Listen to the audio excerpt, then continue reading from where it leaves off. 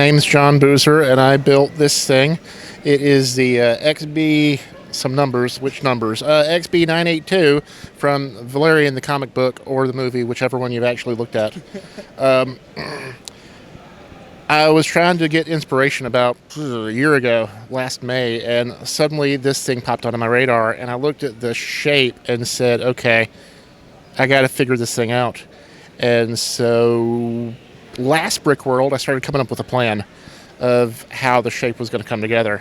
And so to get this spherical shape, I've got a bunch of 1x2 plates just bent around in a, well, close to a semicircle. Mm-hmm. And then I've got hinges on those to give me the curve in the other direction. Mm-hmm. And there's all sorts of math in it, because I figured out that if I make the radius of each curve a multiple of 2, then they line up every half a radian, which is about 28 point something degrees. Okay. So they actually connect together in about 7 different places. And so every place where they more or less connected together, I put a support strut, and I've got support struts in there holding things together. So that's how the whole thing kind of stays together there then? It stays together. So the support strut holds it in place in one direction, and then each wall has some L-shaped corner pieces that straddle the frame and hold it in place in the other direction. Mm-hmm. And then there's a curved piece underneath that's holding it up vertically. So just gravity and friction are holding it in place vertically. Okay. Mostly. There's pieces in there that are keeping it from completely flying off the rails, but gravity and friction is mostly what's holding the vertical part of it. Because I wanted a perfect sphere, and I could not figure out how to get a perfect sphere without going outside of the usual LEGO dimensions when it came to the vertical part.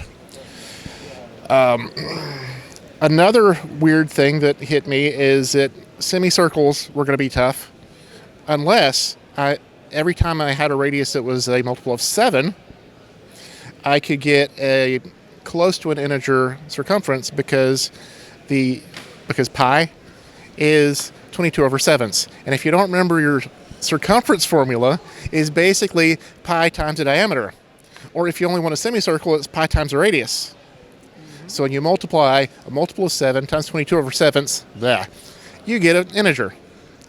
And so I have multiples of 7 scattered throughout here. So for instance, the outermost ring has a radius of 42, multiple of 7. So it's nailed in place. It's not floating on anything. It's actually nailed in place. There's some stuff in the back that it's not quite a multiple of 7, but it's sitting clustered around a multiple of 7. It's 20 and 22. So it's clustered around 21. So 21 is helping to nail that thing in place. So it's more or less nailed in place. And then the bottom curve, all sorts of crap going on. So I think that the main lesson here for kids is if you want to be a good LEGO builder, pay attention in math class. Yeah. Mm-hmm. And then for what's kind of the center section like then here? The center section is done in a hurry to fit in the thing. Okay. Honestly, a lot of moving parts. One weird feature about the center section is that it is studs up, but the frame that it's sitting on is studs down. Okay. So it's not even actually connected in place. It's sort of just sitting on there, except it was a little front heavy, so I put in a couple of bits in there that would keep it from tilting forward. So it's not quite sitting on there right. So I'll fix it one day. Probably I'll attach it to the back and make that work all properly. When you were working on this, you said it's based on Valerian. Were you looking at like screenshots or artwork? I was looking at screenshots. I started off back in September and had certain screenshots I had found, and it worked okay. But then in the intervening months, I found a few more screenshots. I had 2 pretty good pictures, one from the front, one from the back. I couldn't tell if they were consistent, if they were both taking pictures of the same thing, but they were close. I also found someone who had actually made a 3D printed model of it, which more or less was the same thing. Details were different, but the general shape looked like it was right. And so I had a few different reference things that I was trying to use. Now, one thing that it doesn't quite look like the movie is that the movie version looks a lot grungier. Okay. It's a little cleaner looking. This is all like almost all light gray, so it all looks clean. But the movie version of it looks really grungy and weathered and stuff. I saw somebody on Brothers Brick one day maybe it was Brothers Brick. It was one of the blogs. Had actually made something look weathered by putting chalk dust all over it. I considered it for like 2 seconds, but maybe some other time. Yeah, not quite ready for that level of commitment yet. Yeah. It was going to be a mess.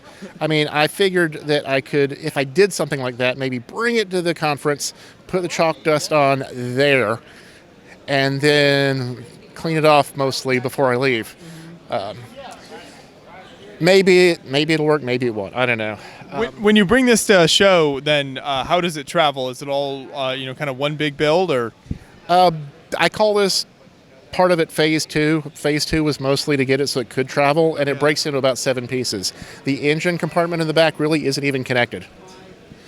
Partly it was issues connecting the back to the front. They didn't quite line up, and weight issues. The engines were a lot more back heavy than I expected, and the frame in the center was not going to hold them.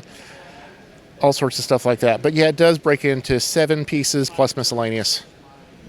There you go. Yeah, well, it's an excellent build there, and I think it turned out really great. And it's certainly, like you said, all the different shapes and everything that are hard to achieve with Lego are very impressive.